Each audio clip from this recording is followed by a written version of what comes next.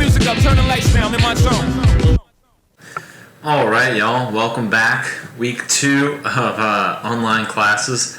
Hopefully they've been going really well for you. I'm not entirely sure what all the other teachers are up to. I know some of y'all are doing some live classes and what have you.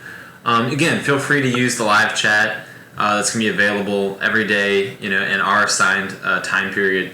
I'll be there either through text or online here at the computer to help you out with any questions you have. But if you have any other questions, feel free to email me directly at flores@jesuitnola.org or through Canvas or on our discussion board.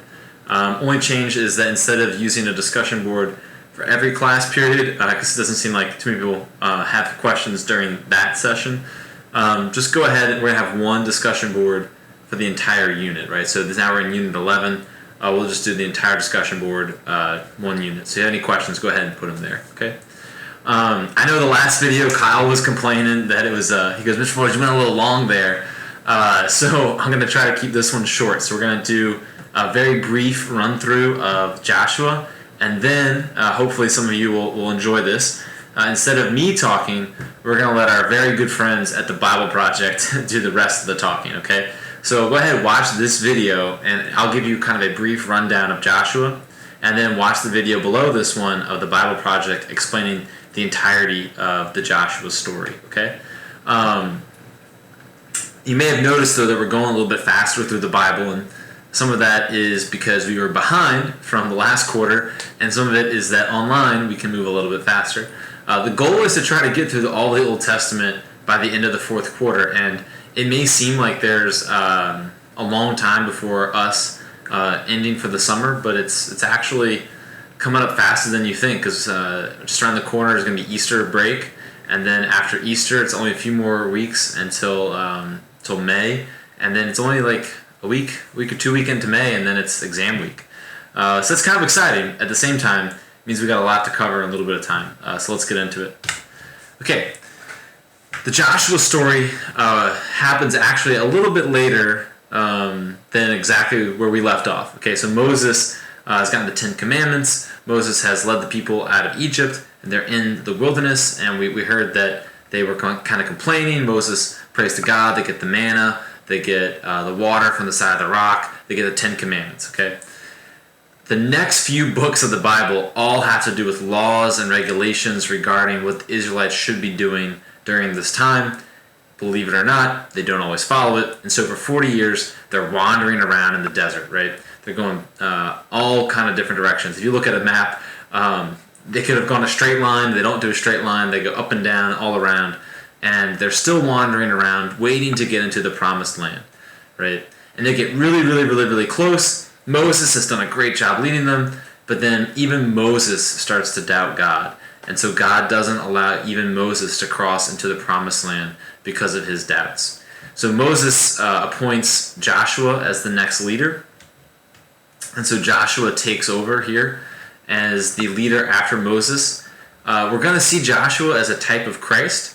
But the reason we have an asterisk there is that it's going to take it's not, we're not there yet. Okay, we'll come back to the type of Christ, and especially you're going to read about it in the textbook. That's right. We're going back to the textbook. So if you do not have your textbook, go to Jesuit. I think you can still go to Jesuit to get your books, and we're going to do some reading from the textbook tonight. That'll be our assignment, okay?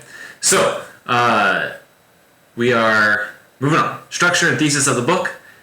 It's going to be a happy ending, okay? God's promise is going to be fulfilled. And it's one of those things, with the Isaac story, or the Abraham and Isaac story, you get that happy ending within the same chapter, right? Isaac goes up the mountain, Abraham goes to kill him, doesn't happen, happy ending, right? With this one, it's been 40 years. Like, where's this happy ending going to come from? How is God's promise going to be fulfilled? And so the tension in the story of Joshua is, how is it through Joshua's leadership will the promise of God be fulfilled? And that'll also happen to be with the type of Christ element here. There's a relationship even between the name Joshua and Jesus. So look out for that. Okay, but where do we begin? Well, we begin with the hard reality that the Israelites have been wandering for 40 years. They get into the promised land, they cross the River Jordan, and then it's fighting time.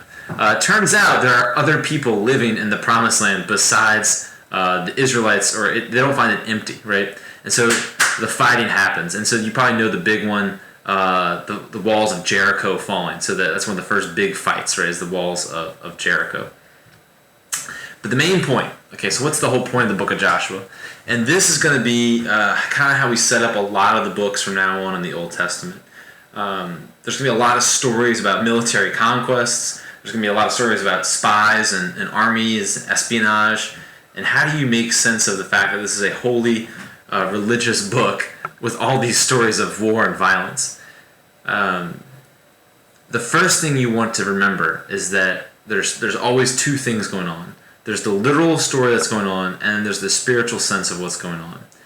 To our modern ears, it can sometimes be hard to hear stories of military might and think, oh, God's trying to show us a loving, caring message here. But for the people of antiquity, the people that this book was written for them, that was the genre of the story that they were familiar with, that they understood. And so they could get the moral lessons from those kind of stories, of those kind of narratives, much more clearly than we can now. The best analogy I can draw is through the movies of, like, the superhero movies, right? That why do we go watch all these superheroes, defeat evil? Like, why are we so drawn to these stories? Well, the same thing's kind of going on in the book of Joshua and a few of the books that are going to come after Joshua.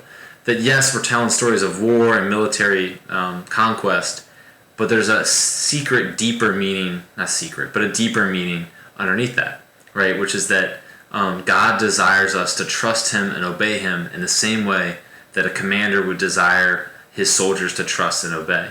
And that ultimately success, the promise, the happy ending being fulfilled is going to come only when you're willing to trust and obey, even in the face of an unlikely victory, right? And that happens in every Avengers movie, right? Like, it looks like there's no way they can possibly win. Everything's going down, and then somehow they figure out a way. Well, that's only because they trust and obey, and they trust that there is hope at the end of the day, right? Also, side note, in all of these superhero movies, no one ever talks about the massive cleanup that would have to happen after the superheroes just destroy downtown metropolitan areas. No one's evacuating these skyscrapers, yet they're constantly throwing bad guys into skyscrapers and walls are blowing up. Who's cleaning that stuff up? It annoys me. Okay, so let's take a deeper look at some of the points about Joshua. Okay, the main one, and this happens right at the beginning of Joshua, is they cross through the River Jordan and into the Promised Land. And this is one of those clear moments that, like, the Old Testament to New Testament alarm should be going off, right? That this is clearly a prefiguring a type of baptism. That they are going through the waters in the wilderness, and you can think of 40 years in the wilderness as that moment of trial, testing. The wilderness is the desert, right? It's dry. There's you can think of it as a disconnect from where you should be. So you can think of it as a emblem of sin, right? And then you cross into the waters. You come out cleansed on the other side into the place where God has provided for you, the promised land, right? In very similar ways that when you're baptized, you have that original sin. The waters of baptism come, they scoop you up, you come out clean on the other side and into the promised land of the communion with God, right? So there's clearly an image here between crossing the River Jordan and baptism, very blatantly and specifically, because where does Jesus himself get baptized? The River Jordan, right? So if you don't know this story, then you're going to miss out so much in the New Testament, and that's, again, why we're looking at this. Where is Christ present in the Old Testament? So, again, if we click on this link here, it should take us to the Bible, and I'll post this link up here, the crossing of the Jordan. Okay, so I do want you to read this at some point. I don't need you to sign into Google, but you want to read in the Bible, chapter 3 and 4, the crossing of the River Jordan. Okay, so again, Jesus baptized in the Jordan. Christians cross over eternal life through baptism. You get the point. All right, now Jericho is one of these stories where we go back to our both and kind of philosophy on, is this real or not? Yes and no. we have archaeological evidence to suggest that Jericho really was a real city, and that Jericho really was ultimately inhabited by the Israelites. However, the archaeological evidence suggests that by the time the Israelites arrived, the walls of Jericho had already fallen. If you know the story, maybe through VeggieTales or if you've already watched the video with Bible Project, you know that they blew the trumpets and they kept doing this day after day after day, carrying the Ark of the Covenant. Remember, the Ark of the Covenant has the Ten Commandments in it. It's supposed to be where God is dwelling amongst the people, right? They bring the Ark around and they tell them that, that they should convert to God and follow God's message, and then if they don't, bad things will happen, and eventually they blow the trumpets and the walls fall down, right? And look what day the walls fall down, right? The seventh day. So again, this gives us a little bit of a clue that maybe it didn't happen exactly like this when you start to see some of the symbolic language come back in. Now, a lot of you are going to start having some questions here, like, well, if it didn't happen like that, did it happen at all? I come back to the way that your grandfather will tell a story. I know that I do this when I tell stories. You kind of embellish a few details. What makes a better story, right? And then on the seventh day, we blew the trumpets and the walls fell. Or is it, we arrived there and found Jericho deserted, and therefore God has delivered us into this city? Okay, so which one happened? Maybe it was a little bit of both.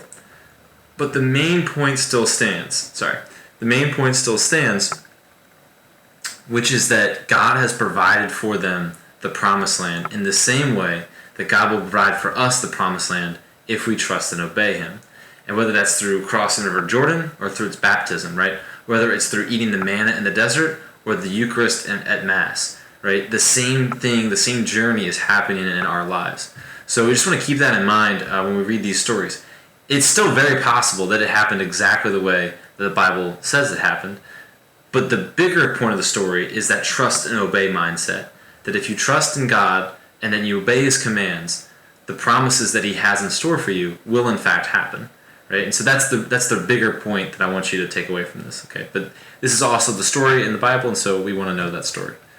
All right, final notes about Joshua for today. We've got two stories. One is the story of Rahab, and the other one's going to be the story of Joshua at Shechem. Okay, so just again, one video for today. Let's get back into it. Your girl Rahab was she was a lady of the night. The Bible describes her as a harlot, and basically not a person that's necessarily following the holy ways of God at this moment. But Joshua sends these spies to see, what's the other army like? What's the other army doing? And are they going to be able to defeat our army, what have you, right? And when they go there, they find this woman, Rahab, who ends up sheltering the spies and hearing about this God, this Israelite God, and she ends up converting, right? She ends up converting, and it says, I will follow your God. And it's through her line, and look at this, right? It's through her line that we're going to have the ancestors of King David and Jesus, the heavy hitters, right, of the Old Testament, and then the heavy hitter of the New Testament and forever, right, are going to come from Rahab. And so this is another one of these moments in the Bible where you see this element of election happening, where Rahab is offered this moment, right, where she hears about God and she says, yes, I will follow God. And even though she's, not in the holiest state when that call comes, like this is the last person you would think that God would use to fulfill His plans, she says yes to God. Again, showing that God's message is for all people, and you only have to say yes, right? And good things come of it. Okay, so it's really cool, the story of Rahab. The video will describe it a little bit more. We're going to keep moving. Okay. Final things, Joshua at Shechem. Okay, so the first thing that I want you to know here, or the first thing to hone in on, is that this is going to be one of those moments where the covenant is renewed. So anytime you get a covenant renewed story, you want to focus in on that one. And the famous quote that comes from this is the former Pelicans coach, Monty Williams. He's now, where is he? The Phoenix Suns or something like that. These are his kids. His wife recently passed away in a car accident. And during the eulogy for his wife, he had this quote from Joshua 24. He says, up at his house. It said, even though in the tragedy of losing his wife, for his kids losing their mom, he says, we have a line that we say all the time. Choose today whom you will serve. As for me and my house, we will serve the Lord. And this is the command at the heart of the Joshua story. And this is at the heart of this renewal of the Mosaic covenant at Shechem. Okay, so this is the place where God had promised Canaan to Abraham, and Joshua leads the tribes of Israel, kind of unifying everybody, right? So all of these promises from Abraham through Moses are being fulfilled here, and the choice really is, choose today whom you will serve. As for me and my house, we will serve the Lord. This is happening right now, right? Whether it's with Monty Williams, or this is a guy, a Jesuit, who will be possibly canonized pretty soon. He was a Jesuit in America, and he has ties to Jesuit in Tampa. His name is Father Rick, and he worked in South America, and basically using this exact principle, miracles started happening. Even this is in the 70s and 80s, where he's feeding thousands of homeless people where they did not have enough food to feed 1,000 homeless people. And this is the line that he would repeatedly say: he said, hey, look, I don't know what they're going to do over there. I can't control this over here. But today, we're going to serve the Lord. Again, re-emphasizing here at Shechem and throughout the Joshua narrative, the main goal here is trust and obey. Okay, so, conclusion. I'm trying to go a little fast, so if you want any other information on the Father Rick story, or if you want any information on Shechem, it's going to be in the textbook reading for tonight, but you can also ask me in the live chat, and I'd be happy to answer your questions. Okay.